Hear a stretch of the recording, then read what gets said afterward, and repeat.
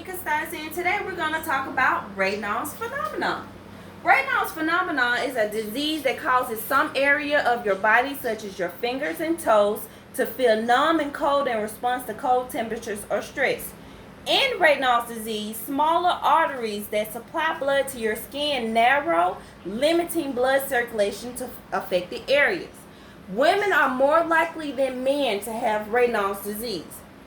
And it also will appear in people who live in colder climates. The treatment of Raynaud's disease depends on the severity and whether it affects your other health conditions.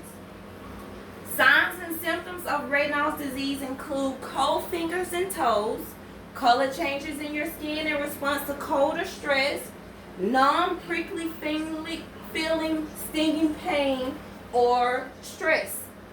During an attack of Raynaud's, the affected areas of your skin usually turn white because of loss of blood. Then they turn blue from the lack of oxygen supply, and then they turn red again once the blood flow returns. Although Raynaud's commonly affects your fingers and toes, it can also affect your lips, your nose, even your nipples. After warming, it can take about 15 minutes for normal blood flow to return to the area. So if you're ever in an episode where you're having an attack, you want to quickly warm your fingers and toes, or if you're in a stressful situation, you want to remove yourself out of that stressful situation. There are two types of Raynaud's. There you're going to have your primary, which is just a common form, and then you're going to, and it doesn't normally, you don't normally seek treatment for the primary one, but if you have the secondary Raynaud's, it can be caused by underlying problems or underlying diseases. Some of those diseases that occur with Raynaud's is going to be connective tissue disease, diseases of the arteries, carpal tunnel syndrome, repetitive action. That means if you have like a jackhammer and you're using that repetitive motion is going to actually affect your hands. Smoking, injuries to your hands or your feet, or even sometimes certain medications. In order for a doctor to diagnose Raynaud's disease, he's going to use a digital artery pressure measurement, going to use a Doppler ultrasound, and here are a few pictures of some Doppler images.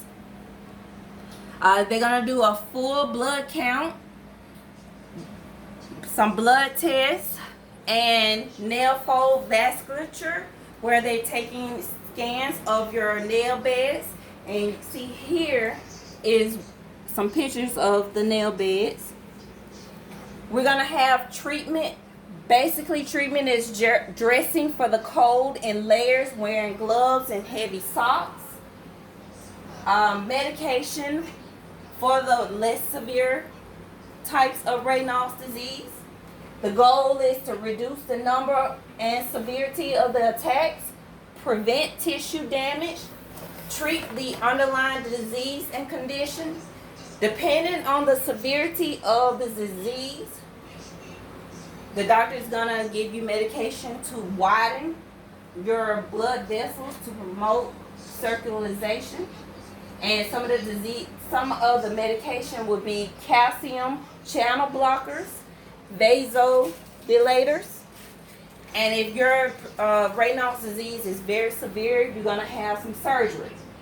And the surgery is going to be your nerve surgery or your even chemical injection, because basically you want your vessels to widen so you can have better flow. There are some actual lifestyle and home remedies that you can do to assist in helping with your Raynaud's disease, and those are avoid smoking, exercise, control your stress, and avoid rapidly changing temperatures. I also was able to do a study. I found a study on a way a sonographer can distinguish between Raynaud's disease and secondary Raynaud's disease. Basically, you want to when you do your Dopplers here, you want to do it on the test hand, and you want to do it on the regular hand, and try to catch all your pressures and all your good things right there. And here are a few of my, just make sure we look at a few of the pictures here to show how you do the scanning. Basically, your scanning is definitely going to be of your digits and your radial and your ulnar when they're doing the scan. And that's basically all I have about your Raynaud's phenomenon. Thank you.